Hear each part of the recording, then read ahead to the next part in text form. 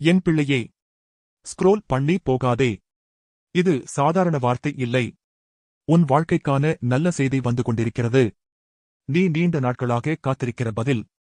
நீ அமைதியாக அழுது கேட்ட ஜெபம். நீ யாரிடமும் சொல்லாமல் மனதில் வைத்திருந்த வேதனை. அதற்கான பதில் இப்போது நகர ஆரம்பித்துவிட்டது. எப்போ மாற்றம் வரும் என்று நீ கேட்டாய். என் வாழ்க்கையிலும் நல்ல செய்தி வருமா என்று நீ சந்தேகப்பட்டாய். ஆனால் நான் உன்னிடம் சொல்கிறேன், நல்ல செய்தி வழியில் இருக்கிறது. தாமதம் தோல்வி இல்லை. காத்திருப்பு நிராகரிப்பு இல்லை.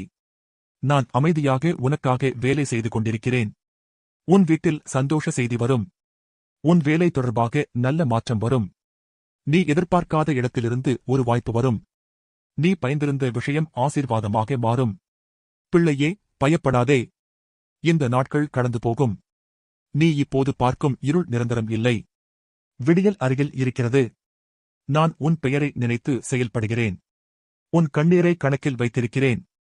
உன் பொறுமைக்கு பலன் தயார். இன்று நான் உன் வீட்டில் நம்பிக்கையை ஊற்றுகிறேன். உன் இதயத்தில் தைரியம் நிரப்புகிறேன். உன் சூழ்நிலைக்கு மாற்றம் கட்டளையிடுகிறேன். நல்ல செய்தி வருகிறது.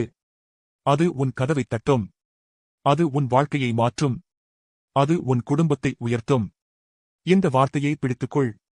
நம்பிக்கையுடன் இரு. நான் உன்னுடன் இருக்கிறேன். ஆசீர்வாதம் உன் மேல் இறங்கட்டும். அமைதி உன் உள்ளத்தில் நிலைக்கட்டும். நல்ல செய்தி உன் வாழ்க்கையில் வெளிப்பட்டும். ஆமென்.